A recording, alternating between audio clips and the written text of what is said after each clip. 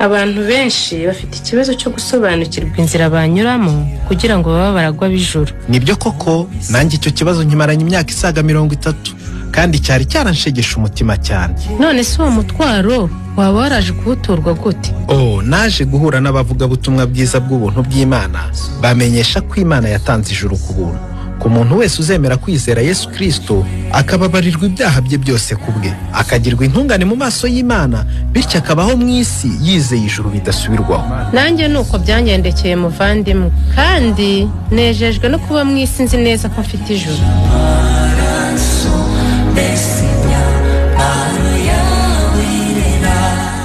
Ese nawe waba wifuza kumenya uko wajya mu ijuru ku bwa Yesu?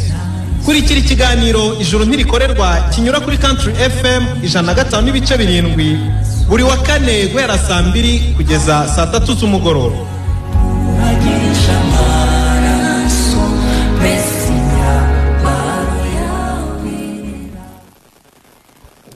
Dushimiye Imana cyane kuri uyu mugoroba, turayihimbaje kuko yongeye kudushyitsa ku mwanya mwiza nk'uyu nguyu, umwanya dushimira Imana,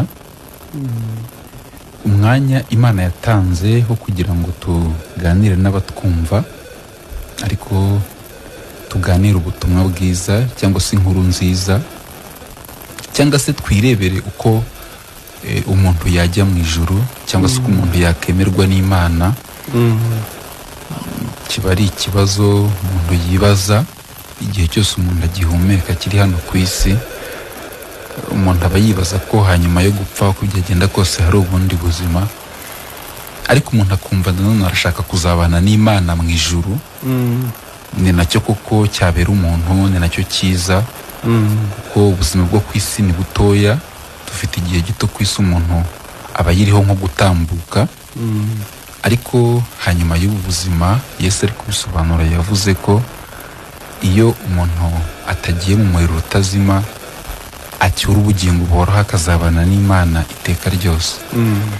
Rero icyo umuntu yakifuriza ariko n'abandi, ni uko umuntu yava mu isi akagenda acyuye ubugingo buhoraho, akagenda azi neza ko agiye kubana n'Imana mu ijuru.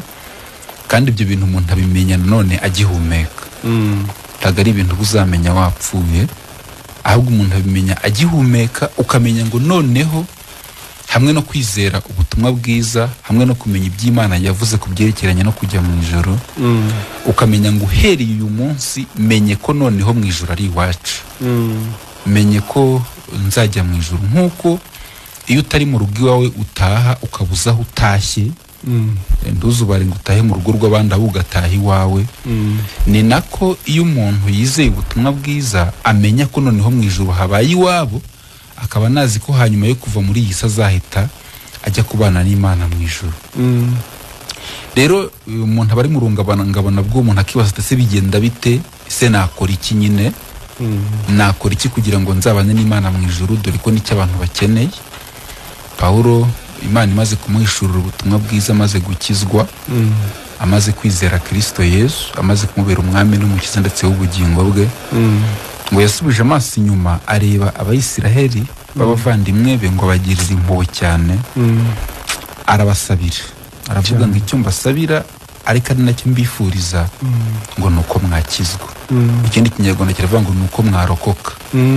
Ariko aranababwira ati iyo mbarebye ati mbona mufite ishyaka ry'Imana, mufite ishyaka ryo gukorera Imana, ariko aravuga ngo mbona ari ishyaka nabwo ritava mu bwenge. Ikindi kinyarwanda kiravuga ngo ni ishyaka ridashingiye ku kumenya Imana, ariko impamvu ngo nuko ngo bayobewe gukiranuka kw'Imana uko ariko, ngo hanyuma bihangira gukiranuka kwabo bwite, ngo bituma basuzugura gukiranuka Imana itanga. Utega amatwi rero, ahari waza kumva ukuntu umuntu aba intungane, akazanabana n'Imana mu ijuru, ukareka gukiranuka k'uguhimbano, ukareka gutekereza ko mu ngeso zawe wakiranuka, ntibibamo, ahubwo hari ugukiranuka Imana itanga. Umuntu ukubonye ubundi akemerwa n'Imana, ukaba mu isi uri umuziranenge, ukaba mu isi uri intungane wabigizwe n'Imana, ubundi ubwoba bwakubwiraga ko uzarimbuka, kwibaza aho uzajya bikarangira, ahubwo ukagira ibyiringiro bifite ubugingo, ukamenya ko noneho mu ijuru habaye iwanyu. Rero dushimiye abadukurikiye barimo bene data, Imana ibaho umugisha, turabasuhuje mu izina rya Yesu, ariko dusuhuje n'abakunzi b'ikiganiro Ijuru Rikorerwa, abari kutwumva mwese aho muri hose impande enye z'isi, abari mu Rwanda n'abari hanze, mwese turabasuhuje. Ubwo turaguma tubane mu kiganiro, sindi njyenyine, njye ndi Nahimana Patrice, ariko ndi kumwe n'umuvandimwe. Nanjye ni Mushinzimana Theophile muri kumwe.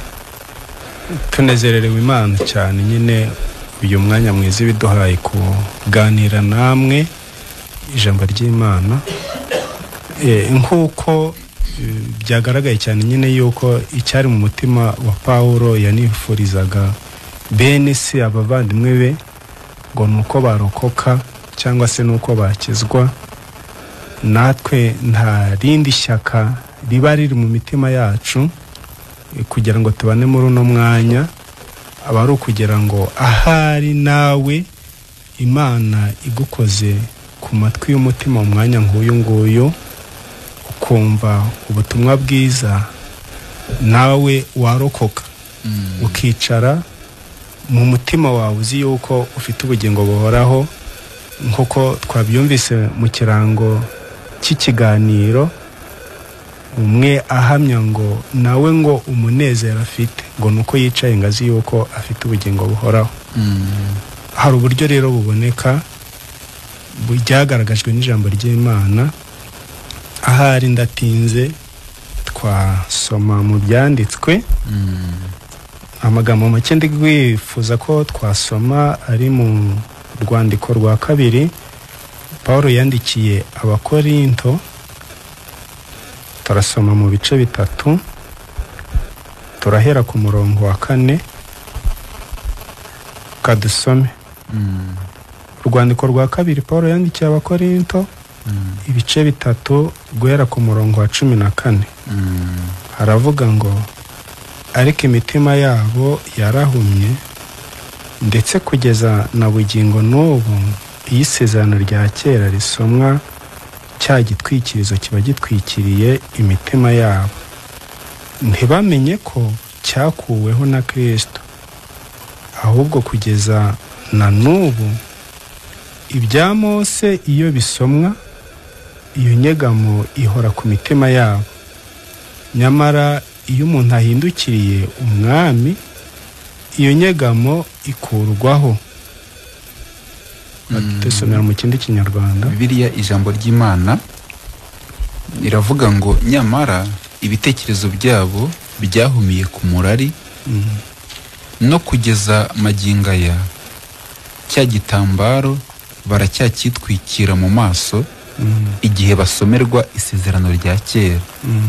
Erega uri muri Kristo wenyine niwe kivanwa. Rwose no kugeza uyu munsi iyo umuntu abasomera igitabo cya Musa, cya gitwikirizo kiba kibambitse ku mitima yabo. Ariko nk'uko ibyanditswe bivuga, iyo umuntu ahindukiriye Nyagasani icyo gitwikirizo gikurwaho. Si byinshi cyane turi buvuge muri ano magambo, gusa nka wa mutima wari uri muri Paulo icyo yifurizaga Abisiraheli ngo nuko bari bukizwe. Ariko natwe ikitubesheje aha turakwifuriza yuko icyaba gitwikiriye, icyaba kigukingirije kugira ngo ubone gukiranuka kuva ku Mana, nicyo twifuza ko cyakuvaho. Ari nayo mpamvu tuba dushaka kurangira umuntu gukiranuka kuva ku Mana uko ariko. Mwaya magambo twasomye sindi buvugemo byinshi, gusa hagaragayemo yuko ngo abantu bahumye cyangwa bafite ikibakingirije, igitwikirizo kiri ku mitima yabo. Ariko bigaragaza ko hari isezerano rya mbere. Isezerano rya mbere bigaragara yuko Imana yarinyujije kuri Mose arizanira Abisiraheli. Ariko igihe cyose yarizanaga kubera ko amategeko Mose yabaga azaniye Abisiraheli ari ugukiranuka kw'Imana, kuko amategeko niyo agaragaza gukiranuka kw'Imana, umwimerere w'Imana. Ariko kuko abantu bari abanyabyaha ntibabashaga kwitegereza cyangwa gushobora gukiranuka kw'Imana.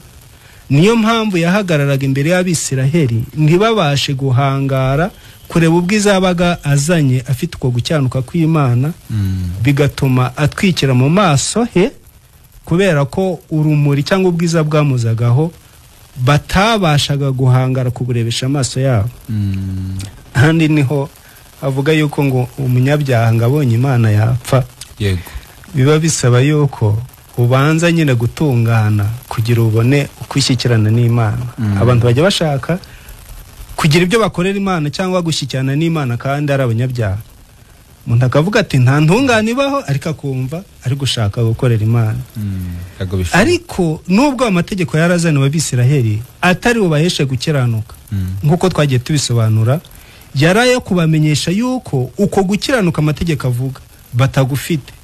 Ariko Imana nayo yarababwira iti noneho ushaka kubaho asohoze amategeko ayumvire atishemo na rimwe. Ariko habuze n'umwe uyasohoza, kuko ibyanditswe bivuga yuko ngo uwishe rimwe aba yishe yose. Ubwo no kuvuga ngo ubwiza cyangwa gukiranuka kubasha amategeko yarangaga, nta muntu wabashaga kugushyikira kubera yuko nta n'umwe wabashaga gusohoza ibyanditswe muri icyo gitabo cy'amategeko. Ubwo no kuvuga ngo icyo gitwikirizo ni ikimenyetso kigaragaza yuko ntawe wabashije kubahiriza amategeko ngo abe yabona ubwiza buva ku Mana. Kugeza n'uyu munsi abantu bagishaka gutunganira Imana binyuze mu byo bakoze. Ubwo no kuvuga ngo ntibishoboka ko babona uko gutungana ubwo icyo gitwikirizo kiba kiriho. Yego. Ahandi byanditswe biravuga ngo inyuguti iricisha, umwuka niwo utanga ubugingo. Hano havuze ngo igihe cyose ngo ibya Mose ngo iyo babisomerwa ngo iyo nyegamo ngo iraza ngo igatwikira ku maso yabo. Yego. Arandi nasomye mu byanditswe aravuga ngo ibya Mose ba Pawulo ngo sibyo babwirizaga, ahubwo yavuze ngo bifite ngo abashinzwe kubibwiriza. Yego. Ngo buri masabato ngo mu masinagogi ya hose. Inshuro nyinshi igihe cyose mu masabato mu masinagogi, yaba isabato cyaba icyumweru waba umunsi wa gatanu, biterwa n'umunsi abantu bihitiyemo. Ariko ngo ibibwirizwa mwaho ngaho byose ngo ni ibya Mose. Niyo mpamvu ibyo bababwiriza ni ugukora kugira ngo utunganire Imana. Ariko nawe urebye aho wahereye ubwirwa gukora kugira ngo utunganire Imana, urabona yuko uko gutungana ntikora gushyikira. Na niyo mpamvu umuntu akwaza tese wabaye intungane hakurikije igihe umaze ukora ibyo ngibyo wigishwa mu isinagogi. Ese wumva nyine utunganiye Imana, wumva uyu munsi upfuye wajya mu ijuru hashingiye ku bintu wigishijwe mu rusengero ujyamo ku munsi runaka mwahisemo? Ubwo ibyo ngibyo kuba wumva upfuye utajya mu ijuru, ubwo biragaragaza yuko ibyo byose usomerwa cya gitwikirizo kiba kiriho. Impamvu nuko usomerwa ibya Mose, impamvu nuko wigishwa gukora kugira ngo uzatunganire Imana. Kandi bitashoboka ko watunganira Imana. Ariko twihuse ku murongo twarangirijeho havuze ngo nyamara ngo umuntu ngo yahindukiriye umwami Yesu, Yego. ngo iyo nyegamo ikurwaho. Hejuru ku gace k'umurongo hari hagaragaje yuko ngo icyo gitwikirizo ngo abantu ngo ntibazi ko cyakuweho na Yesu. Noneho byavuze ngo umuntu yahindukiriye umwami Yesu ngo icyo gitwikirizo gikurwaho. Niyo mpamvu dukunda kubabwira tuti ijoro ntirikorerwa. Umwami Yesu kumuhindukira ni gute? Nukumenya yuko wowe gukora byakunaniye, ahubwo ko Yesu yakoze ukemera ibyo yakoze, ubwo cya gitwikirizo kikavaho ukabona ubwiza wamukingirijwe kubona. Kuko iyo wizeye Kristo Yesu, kuko Kristo Yesu niwe waje ashobora ibyo amategeko yagusabaga gukora abisohoza atishemo na kimwe, ubwo kamvuge ngo agaragaza yuko ari ufite ubutungane Imana ishaka. Yego.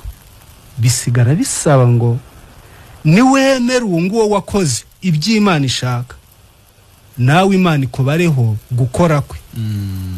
Kuko byabaye ngombwa yuko inzira Imana yabinyujijemo, erega Yesu nguwo nawe Imana yamubazeho gukora kwanjye, yamubazeho gukora kwawe kudatunganye. Imubazeho gukora kwawe kudatunganye, bigaragara aciriwe hiteka, aciriwe urubanza rwo gupfa. Ubwo kamvuge ngo kwizera ko yapfuye urupfu rungana n'ibyo wakoze, ubwo nteyanyirije hamwe nyine gukora kwawe kwahereye muri Adamu.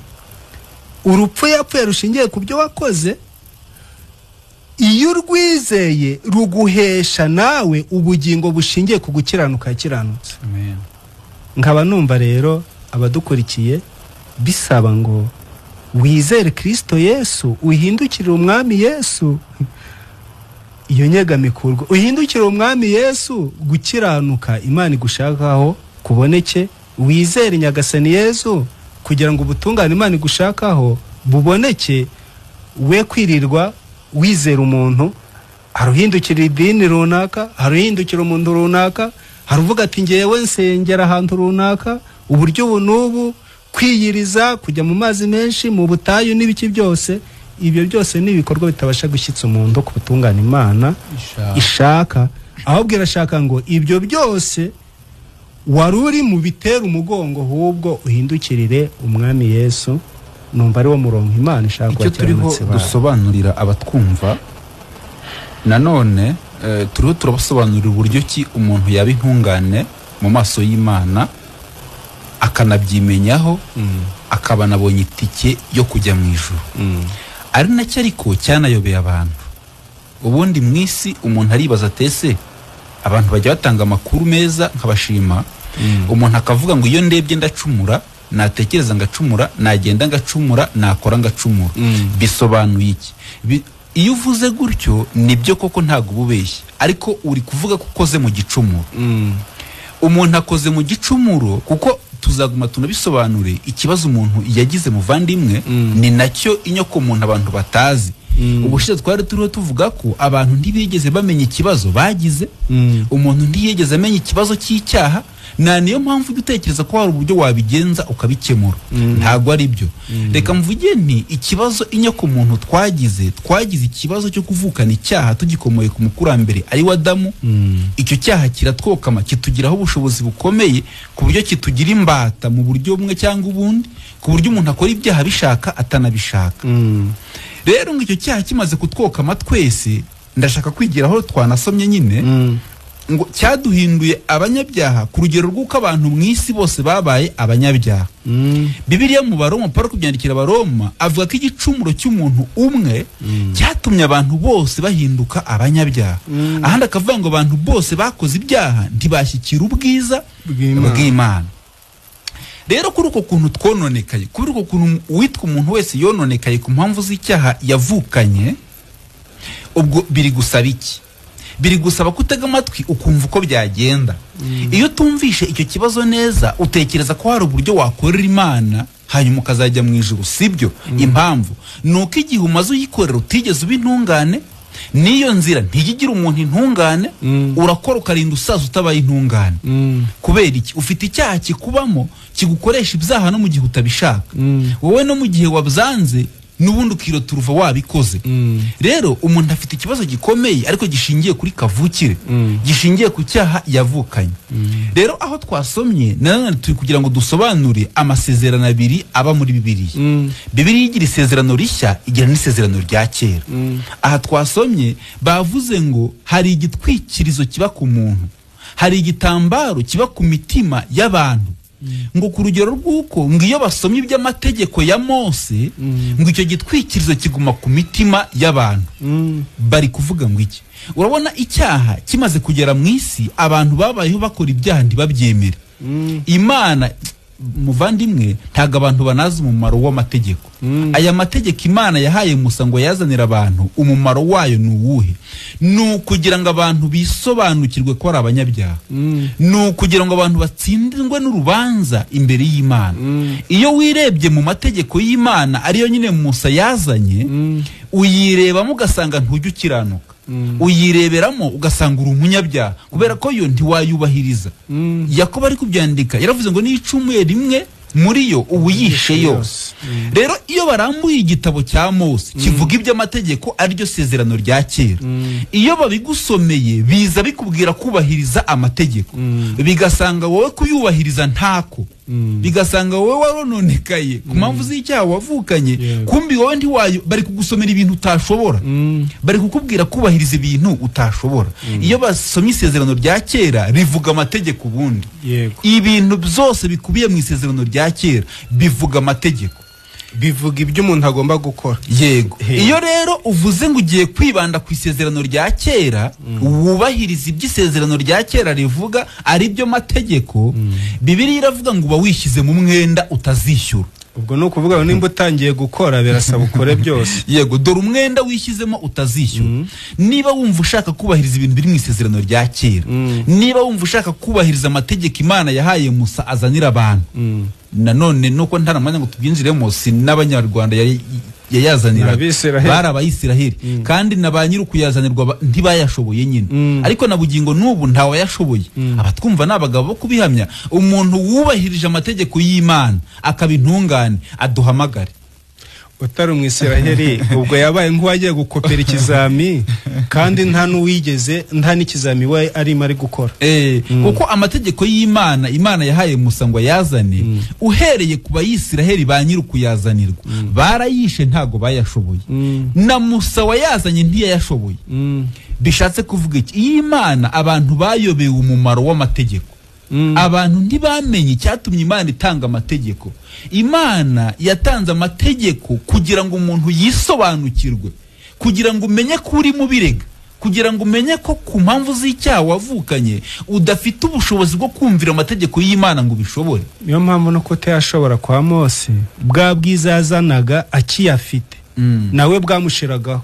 Yego. Abisiraheli bo nta na gake babonagaho kuko we yaheraga katwikira mu maso ntibanabuboneho. Iyo rero ushatse kumvira amategeko y'Imana utekereza ko ariyo wakumvira ukajya mu ijuru, deja wisize mu mwenda, umwenda wisizemo dore ukuteye. Biragusaba kuba intungane ugakiranuka ku mategeko y'Imana 100%. Ntibibaho kuko uhereye no ku bayisiraheli nta wayubahirije ngo abishobore.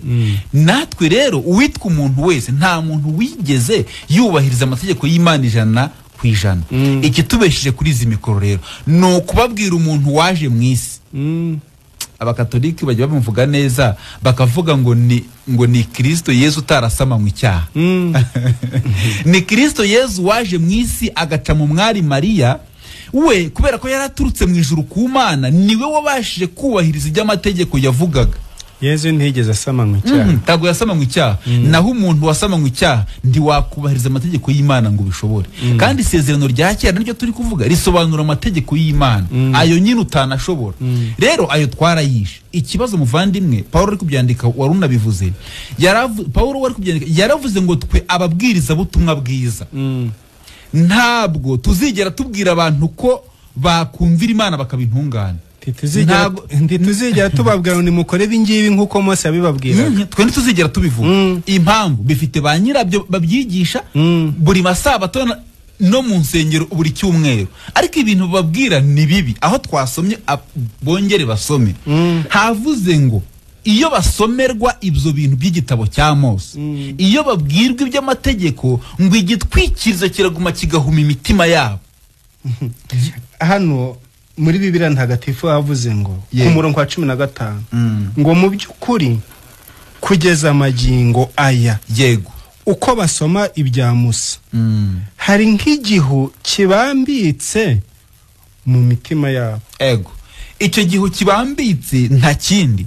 Iyo bagusomeye isezerano rya kera ryavugaga amategeko, nawe ukabyemera ugasinyaho ngo uzabyumvira, ugiye kubikora. Impamvu igihu kigumaho, wemeye ibintu utazashobora, wemeye ibintu uzarwana nabyo ukarinda upfa utabishoboye, wemeye. Iyo ushatse kumvira, mu Bagalatiya aravuga ngo iyo ushatse kumvira amategeko y'Imana uba witaye mu mwenda utazishyura, kandi ngo ukaba witandukanije. Yego, n'ubundi Imana yashatse kukugirira. Kuko n'ubundi mu Galatiya ibice biri ku 21 niho havuga ngo iyo kiba gukiranuka kujyana mu ijuru cyangwa se dukeneye guturuka ku umuntu yubahirije amategeko ngo urupfu rwa Yesu rwaba rubaye imfabusa. Yego. Ariko abadukurikiye bajya banabyumva neza. Iyaba umuntu yakubahiriza amategeko y'Imana akabintungana akajya mu ijuru, Yesu yari kwirirwaza? Ntabwo yarakenewe aho ngaho. Ese Yesu yari kuza gupfira iki? Ikitariho. Ntabwo bishoboka. Icyatumye Yesu aza gupfira mwene muntu nuko habuze umuntu wubahiriza amategeko y'Imana ngo abintungane. Uwo muntu yarabuze mu isi. Niyo mpamvu umuntu ushaka kuba mwiza nk'uko Imana ishaka, yego, abikuye ku byo akoze, abavuze ko Yesu yapfiriye ubusa, yego, cyangwa ko Yesu yipfiriye. Reka mvuge ngo abatwumva, niba ufite intekerezo zikubwira ko wakora imirimo myiza ukajya mu ijuru, umuhakanyi w'urupfu rwa Yesu, ntiwemera Yesu. Kutemera Yesu abantu bajye babyumva neza. Biba bibabaje iyo umuntu avuga ngo yemera Yesu ariko atanamwemera. Impamvu kuvuga ngo wemera Yesu ukavuga kuri no gukora ibikorwa byiza bizakujyana mu ijuru, ntiwemera Yesu. Erega bivuga ko kwemera Yesu biguhindura. Yego rwose. Ukareka kuba uwo wariwe ahubwo ugahinduka undi. Yego. Biguhindura ngo kuba umwana w'Imana. Kwemera Yesu utakira umwana wa Adamu. Yego, kwemera Yesu bisobanuye ko wowe utashoboye kumvira amategeko y'Imana. Bisobanuye ko wisha amategeko y'Imana ku rugero rwo kutajya mu ijuru ngo byemere. Bisobanuye ko ufite ibyaha bitatuma ujya mu ijuru. Rero niyo mpamvu wisunga undi muntu. Muvandimwe, hari ikinyarwanda abantu bajya bakoresha batumva. Iyo uvuze ngo warakijijwe, abantu bajye bacyumva neza. Uvuze ko wowe kwikiza bidashoboka. Iyo uri kuvuga ngo rero uri gushaka kumvira amategeko y'Imana ujye mu ijuru cyangwa uri gukorera ijuru, ubu uri gushaka kwikiza, ntibishoboka. Ntabwo umuntu yikiza, dukeneye gukizwa.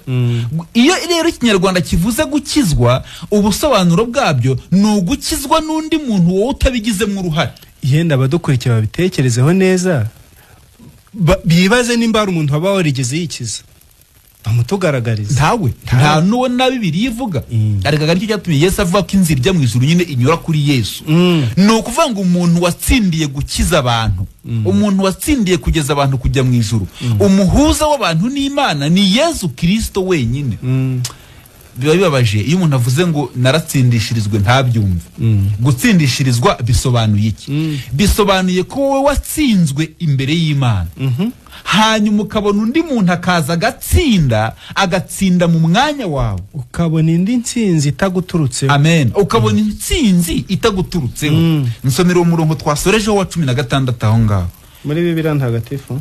Yego, kugira ngo abantu bajye banabyumva neza, bumva ukuntu twe twatsinzwe ariko tugakenera umuntu udutsindishiriza imbere y'Imana. Umurongo wa 16 haravuga ngo uwo mubambiko uzavanwaho nuko bagaruriye Nyagasani umutima wabo. Amen. Birasaba ko abantu bava ku ntekerezo zabo, umuntu akava ubwo turi kuvuga ibintu bibiri, kuko hari ibintu abantu basomerwa mu nsengero no mu masabato na buri gihe. Hari ibintu umaze nk'igihe bagusomera ngo umvira Imana, ngo bahiriza amategeko y'Imana, ngo senga menshi, ngo jya mu butayu, ngo tanga ibi nibi, ngo gira ibyo bintu byose ntibitanga ubutungane. Imyaka yose umaze uracyamye kutaratungana. Kuko ibintu wita gukorera Imana, burya muvandimwe, iyo umuntu ari gukorera Imana cyangwa ari gushaka guhangana n'amategeko, abashaka kugira ngo arebe ko yazabintungana akajya mu ijuru. Ntibishoboka. Urabikora ukarinda usaza utabaye intungane. Kubera iki? Erega ni Imana yabivuze. Iyo nzira ntago ishobora kukugeza ku Mana, ntibishoboka. Erega abantu bajye banabitekerezaho neza. Ni iki cyatumye Imana ubundi izana isezerano rishya? Nuko irya mbere ryabananiye. Bibiliya mu Baheburayo iravuga. Yego, Imana yasezeranye natwe isezerano ariryo ritwa irya kera, ari naryo sezerano ryitwa iry'amategeko yazanywe na Musa. Turaryica. Imana ishaka ngo dukore biranga turaryica. Bisanga twe kubera icyaha twavukanye kidufiteho ububasha ku buryo tudashobora kumvira amategeko y'Imana ngo tubintungane. Kuri urwo ruhande, ku ruhande rw'isezerano rya kera, twese twari kurimbuka. Kuko uhereye no kuba Isiraheli, nta muntu wigeza nonosora iby'amategeko avuga ngo abishobore. Yego. Ntawe. Ni nacyo cyatumye Imana kubera imbabazi n'urukundo isezerana na mwene muntu irindi sezerano. Ibyanditswe biravuga ngo usohoza iryo sezerano ngazabeshwaho naryo. Yego. Ubwo no kuvuga ngo kuba twararyishe twese ubwo nta kubaho kwaba tukibonye. Yego. Nicyo cyatumye Imana isezerana natwe irindi ari ryo sezerano rishya ryitwa isezerano ry'ubuntu Imana igirira abantu. Ni nacyo kiba kitubishije kuri zino ngo ni iry'ubugingo buhoraho bushingiye muri Kristo Yesu budashingiye ku mategeko. Yego. Noneho rero icyo turi kuvuga ko iki Imana isaba umuntu tuzaguma tunabivuge ngo kubera urukundo rukomeye Imana yakunze abantu ngo rwatumye itanga umwana wa turi gusobanura isezerano rishya. Kubera urukundo rukomeye Imana yakunze umuntu ngo rwatumye itanga umwana wayo w'ikinege ngo kugira ngo umwizera atarimbuka ahubwo ahabwe ubugingo buhoraho. Iyo umuntu yizeye Kristo Yezu aha turasomye ngo nicyo gitwikirizo kiva ku mutima niho inyegamo ivaho gute. Iyo wizeye Kristo Yezu ugirwa intungane mu maso y'Imana. Bya bintu byaraniranye mu mategeko noneho ukagirwa intungane mu maso y'Imana ubiheshejwe no kwizera bitavuye kuko wubahirije amategeko ahubwo Kristo Yezu yayubahirije 100% mu mwanya wacu. Nicyo gituma muri Matayo 5 abantu bajya banabyitiranya bakavuga ngo Kristo Yezu ngo yaje gukomeza amategeko ntago ariko havuga. Haravuga ngo ntimutekereze ko naje nje gukuraho amategeko n'ibyahanuwe. Ubwo tujye tunabisobanura kuko ndabizi hari nuwaza no kubibaza nyine. Yesu ari kubisobanura ageze mu isi yaravuze ngo ntimutekereze ko naje nje gukuraho amategeko n'ibyahanuwe ngo ahubwo nazanywe no kubisohoza. Ikindi kinyarwanda kivuga kubinonosora kuvuga gushyira mu bikorwa iby'amategeko yavugaga bikatunanira. Kristo Yesu niwe waje mu isi arabyubahiriza nk'uko Imana yabishakaga arangije icyo agushakaho arashaka kumwizera ibyaha byawe byose n'ubugome bwawe bikamujyaho akabihanirwa akakwihera ibyo yubahirije nk'ingurane bitunganye ukemerwa n'Imana nk'intungane mu ngeso utarigeze utungana. Ibyo bintu umuntu bingukanye imbere y'Imana Imana iramwemera. Iyo wizeye Yesu gutyo niho igitwikirizo kigumaho.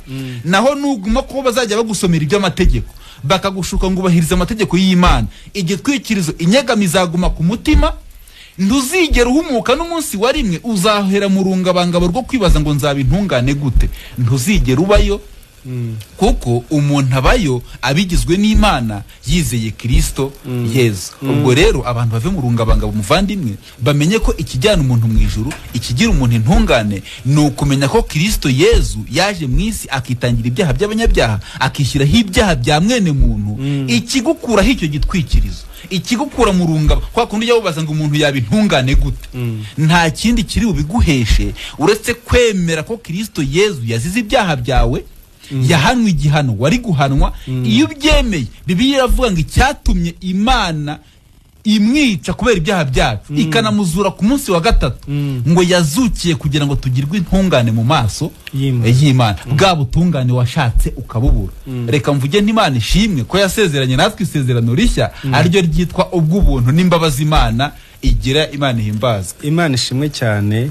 Ndumva hari byumvikanye genda twakwakira abadukurikiye ari ufite igitekerezo ufite ikibazo byasobanuza yabaza ndetse n'abashyikiriye ubu butungane nabo batanga ubuhamya bw'uburyo babonye ubwiza bakuweho icyo gitwikirizo ku mitima yabo. Amen. Mwabahereza nimero katubahe inimero muduhamagaraho tugume no muri dusangire ijambo cyangwa se ibitekerezo.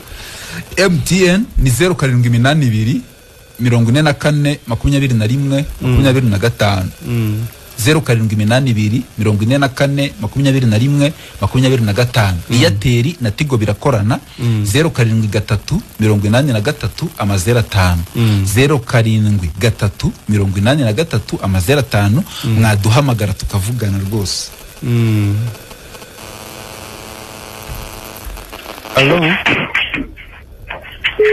Allo turakumva turakumva urinde uherereye he?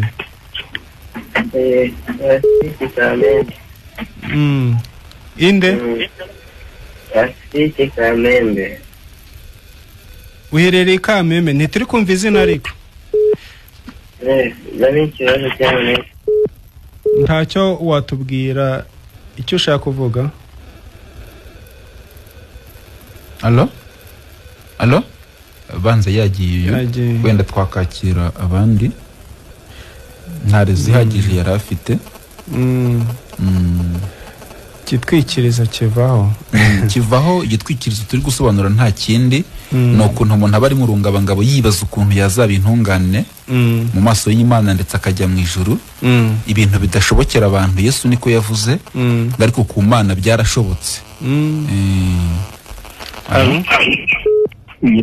Mwiriwe neza umuntu abakeneye abona gute bitari kuri radio? Banza urinde uherereye he? Ndani Rusizi. Uri ku Rusizi? Ndani Rusizi hano Gihundwe. Mbo kutubona sicyo warubajije? Nifuza numva ikiganiro mama ufite abarisa wao. Yego. Ahubwo mba numva nibura twicaye nk'abantu tukaganira. Yego rwose. Numva byamfasha kurushaho. Kandi koko byagufasha cyane kabisa. None se tutaranakubwira uburyo wenda tuzabonana kuko nabyo bizabaho tuzabonana. Ikiganiro ni ibiki ujya wumva bikakunezeza? Byamfashije kurushaho nuko mwangira kunsobanurira ko kuba Kristo yaradapfiriye nitwizera iki ngicyo cyonyine ko twahawe ijuru. Yego. Iki ngicyo cyonyine cyaramfashije cyane ku buryo numva tukwiye kuba twanaganira no ku bindi birenze icyo kabisa. None se ubu ntabwo ugikorera kuzajya mu ijuru? Kandi narasobanukiwe. Wasobanukiwe? Narasobanukiwe ko nabihawe. Noneho ubuse ubu tuvugana urarifite? Cyane rwose. Waribonye gute ngo usangize abatwumva? Naribonye nkimara kwizera amaraso ya Yesu Kristo. Nkimara kwizera ko Yesu Kristo yaje kudupfira. Yego.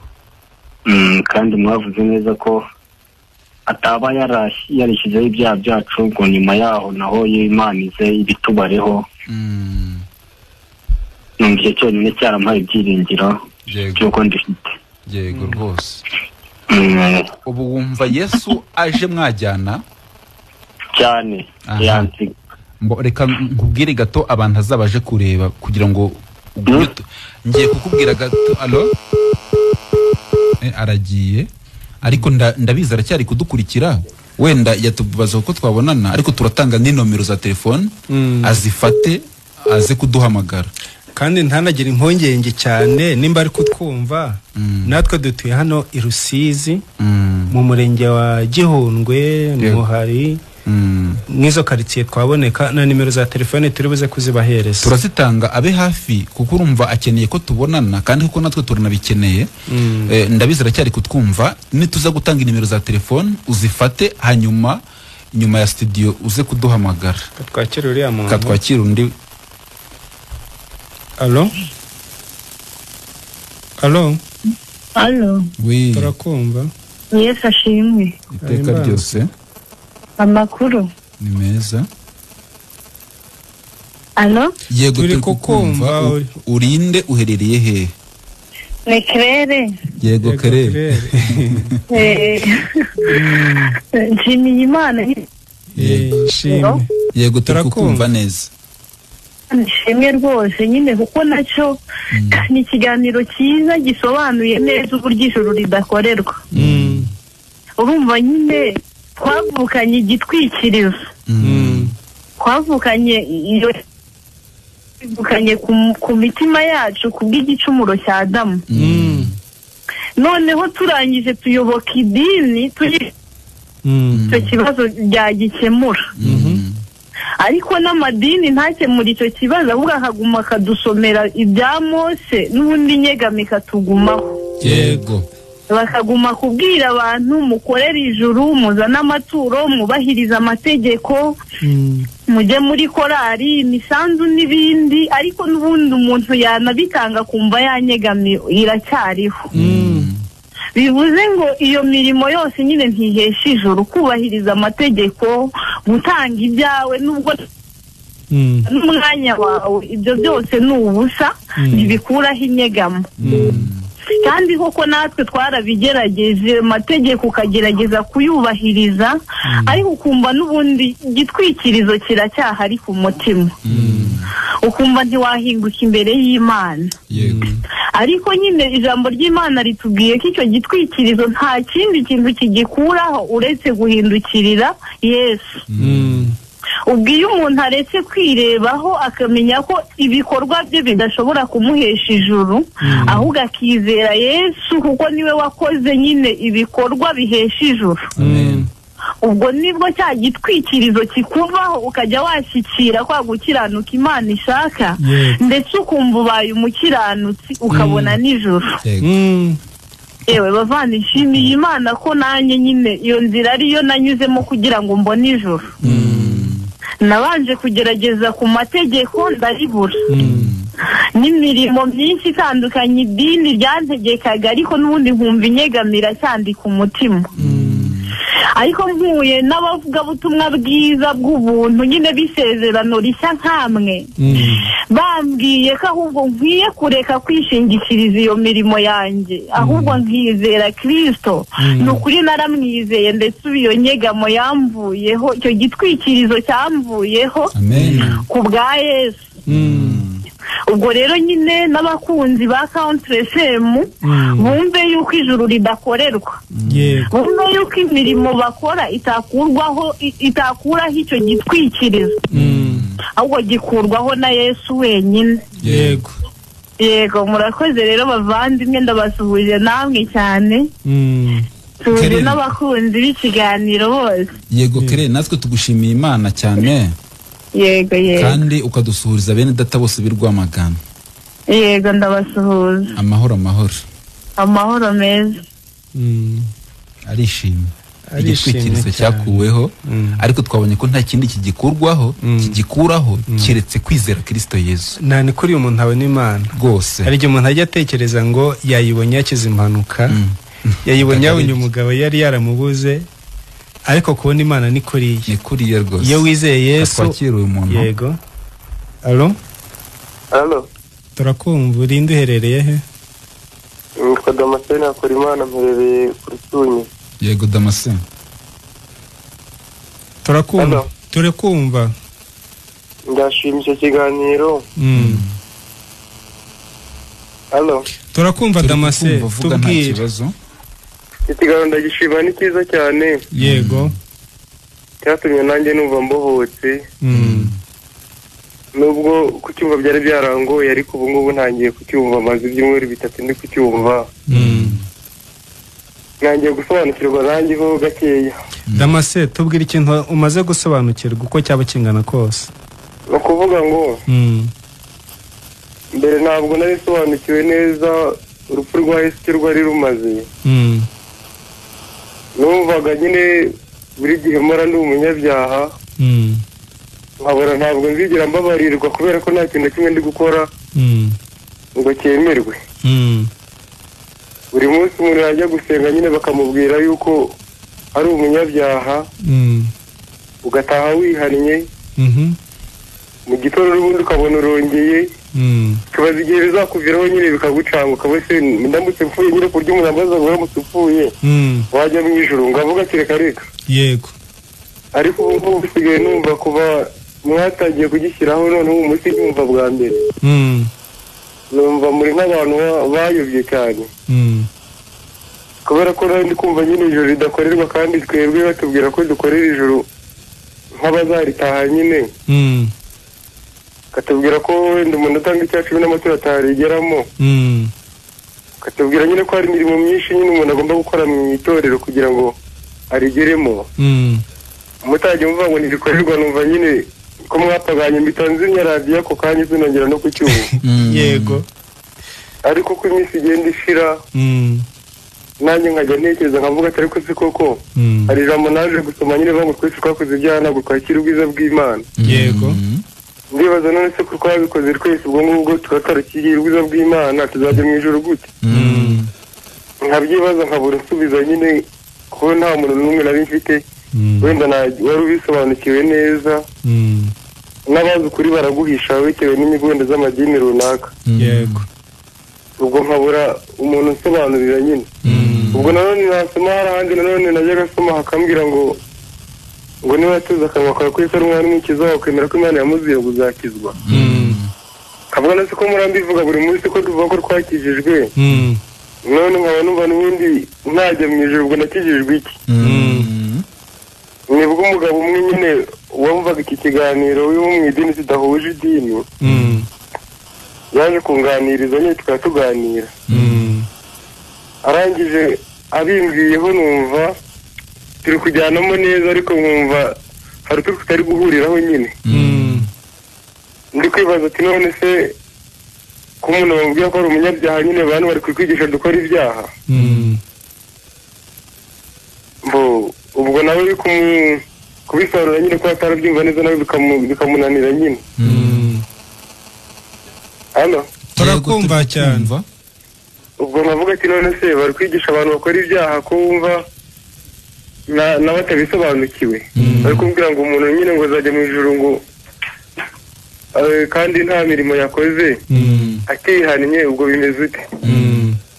Ariko aza kunsobanurira arambwira ngo iyo umuntu yizeye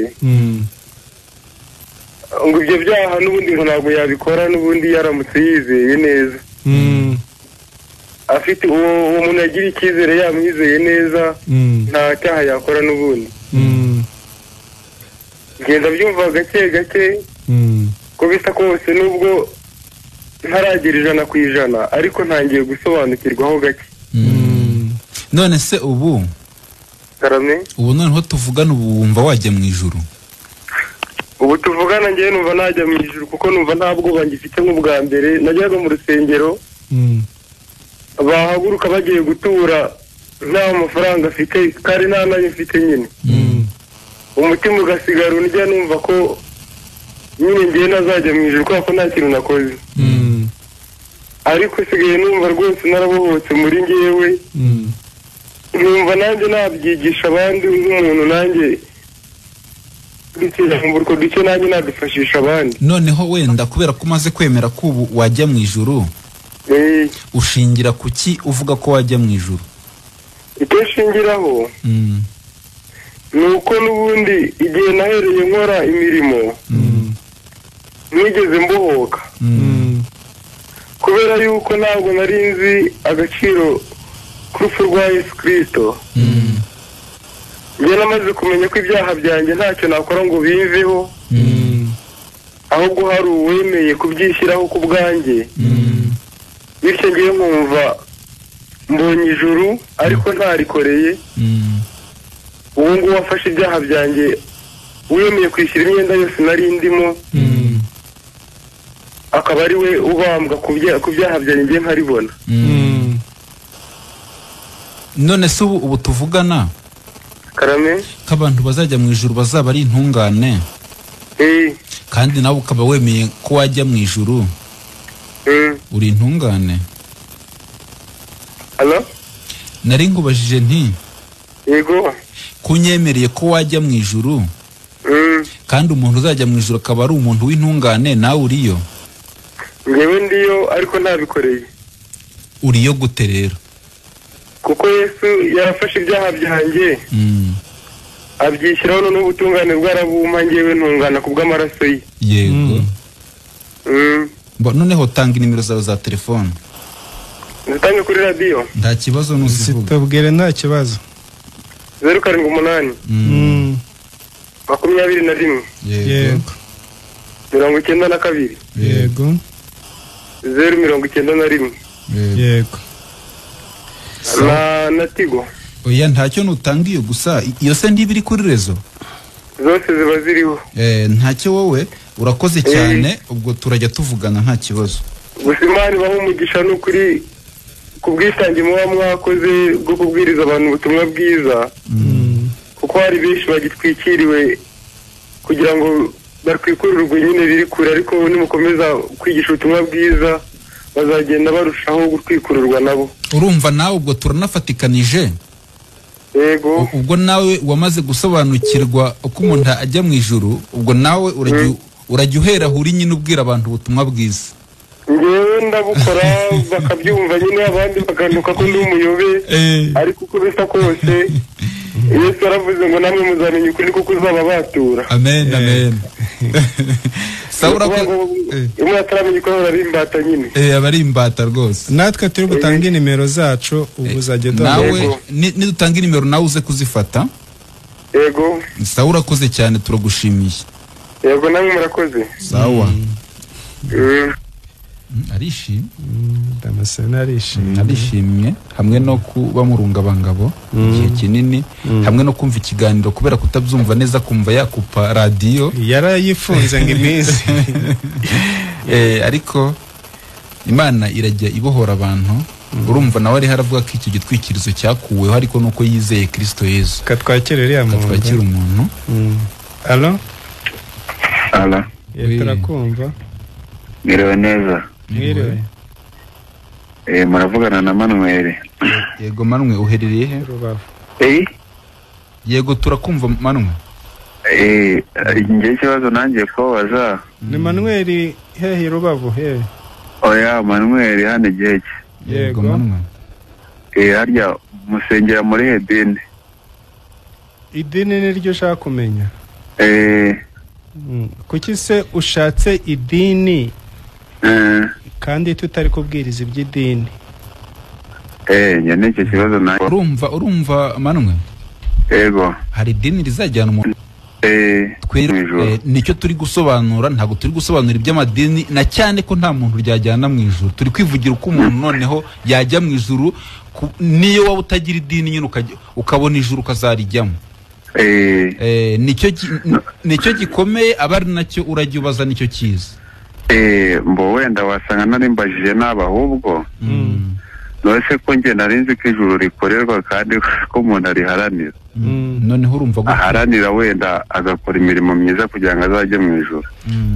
Ariko nawe urabizi ko igihe umaze ukora uyu mwanya se wahamye ko ufite ijuru ukurikije ibyo umaze gukora n'igihe umaze ukora uyu mwanya wumva ufite ijuru rwose da. None se ubundi Manuel Yego utekereza ko uramutse ukoreye ijuru ukarijyamo ubwo urupfu rwa Yesu ntirwaba rubaye imfabusa? Mbonye uko mbyumva. Turakumva. Ngewe uko mbyumva Yesu ataraza mu isi nyine abantu bari abanyabyaha nyine bisanzwe. Turakumva. Ariko nyine akimara kuza nyine araducungura.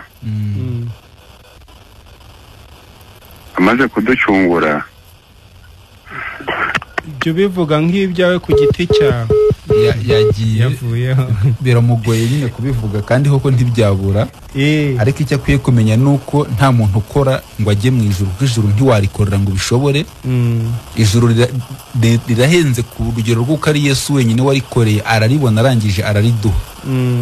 Ijuru ni impano rero y'ubuntu nk'uko mu Befeso havuga ngo mwakijwe n'ubuntu kubwo kwizera ntibyavuye kuri mwe ahubwo ni impano y'Imana. Ntabwo reka twakira umuntu ubona yaje. Allo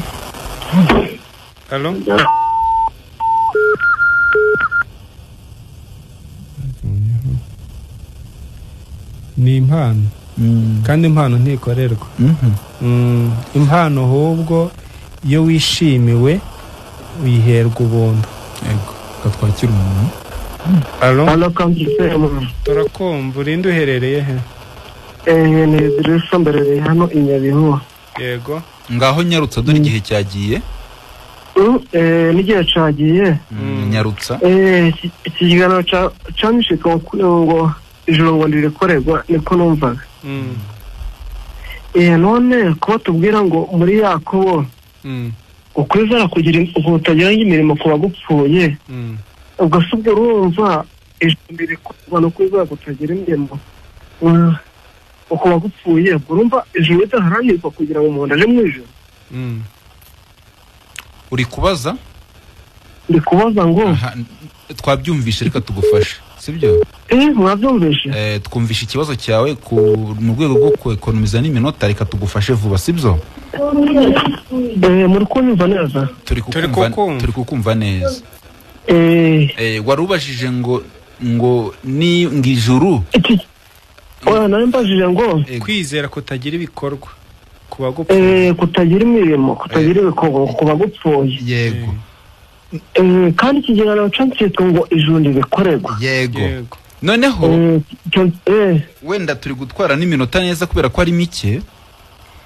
Kwizera kudafite imirimo kuba gupfuye. Kuba gupfuye niko Bibiliya ivuga, natwe niko tubyemera. Biba navuga ko nta kubaho. Noneho rero kwizera kose kutagira imirimo ntikubaho. Kwizera guhamwa n'ijambo ry'Imana, kwizera kuvugwa na Bibiliya. Noneho icyo Imana igusaba, iragusaba ko ibyo Yesu yakoze byose, ni na byinshi Yesu yakoze ibyo gukiranuka, ngira ngo urabizi. Akiranuka ari wowe ari gukiranukira. Icyo Imana iri kugusaba rero, iri kugusaba ngo wemere ibyo Yesu yakoze ko ari wowe yabikoreraga. Yego. Nubyemera nibyo byitwa kwizera Yesu. Ubarwa nk'uwabikoze. Ubwo urabubonye kwizera kurimwe imirimo, kuko Yesu niwe wagukoreye, akora imirimo yose itunganye. Iyo umwizeye ubugize kwizera gufite imirimo yose Yesu yakoze. Ubwo rero ikimana igusaba no kwizera Yesu. Kwizera Yesu ubonye kwizera. Kwizera Yesu. Wenda nubwo cyo cyatujanye. Wenda twizeye Yesu ariko ndidufasha abana gabakene cyangwa nduturanye. Ubwo urumva aho kandi ngo ibikorwa nyine tukora mu isi mbere ijuru rizadutegurirwa. Tujyane neza sibyo? Katujyane neza nakumvise. Dore uko Imana ivuga umuntu abona ubugingo buhoraho. Bibiliya yavanga Imana yakunze abari mu isi cyane, bituma itanga umwana wayo w'ikinege. Yego. Kugira ngo umwizera atarimbuka, yego, ahubwo ahabwe ubugingo buhoraho. Nabyumva neza cyane muri Matayo. Ntabwo umuntu ahabwa ubugingo buhoraho kubera ko yafashije abakene. Ntabwo umuntu ahabwa ubugingo buhoraho kubera ko yafashije abakene cyangwa se hari ibindi yakoze. Ahubwo umuntu abuhabwa kubera ko yizeye Yesu. Icyo Imana iri kugusaba ubu tuvugana, ni ukwizera Kristo Yesu, ukamenya ko ibyo yakoze byose ari wowe yabikoreraga. Iyo umwemeye ukamwizera, Imana iguha ubugingo buhoraho kubera ko wizeye Kristo Yesu, ukaba utazarimbuka kugeza iteka ryose. Benshi bari bakunze imirimo, bafite n'ibyo bakora byiza, babajije Yesu ati noneho indi mirimo twakora kugira ngo tubone ingoma y'ijuru ni iyi. Yesu ukuntu yabashubije, ni uriya musore kumbwira Yesu yarabashubije ngo umurimo ni umwe. Ubwo urumva iyo bakoze yose yariteshejwe agaciro. Yarababwiye ngo umurimo ni umwe, ni uko mwizera uwo yatumye. Ubwo iyo wizeye Kristo Yesu woherejwe n'Imana, ubukoze imirimo Imana igushaka. Ubwo ubukoze imirimo Imana ishaka, imirimo ihesha ijuru, nuko wizera Yesu wakoze nyine ibyatuma umuntu ajya mu ijuru. None se dukora wenda ibyo dushaka byose ariko twizere tubone kubona ubugingo buhoraho. Ariko ntabwo ariko tukubwiye. Umva, urihangana, umva dore igihe cyagiye. Ntago gutyo ariko tukubwiye ni intekerezo zawe zitumye utekereza ko wakora ibyo ushaka. Ntago turi kukubwira ngo ukora ibyo ushaka, sibyo? Yareka akaza kuduhamagara. Ahubwo turi kukubwira ngo wizere Kristo Yesu. Igihe cyagiye rero tugiye gutanga umurongo wa telefone, waduhamagara tukagumya tukagusobanurira nta kibazo. Inimero zanjye 07 Patrice 0783 167 163 0783 167 163. Tigo ni 0722 167 163. Iza Theophile ni 0782 7 9 8 7 7. 0782 7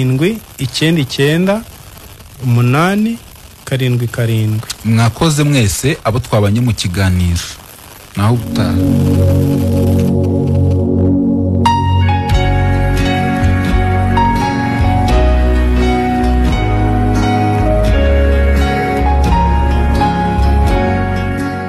abantu benshi bafite ikibazo cyo gusobanukirwa inzira banyuramo kugira ngo baba baragwa bijuru. Nibyo koko, nanjye icyo kibazo nkimaranye imyaka isaga 30 kandi cyari cyaranshegesha umutima cyane. None se uwo mutwaro waba waraje kubuturwa gute?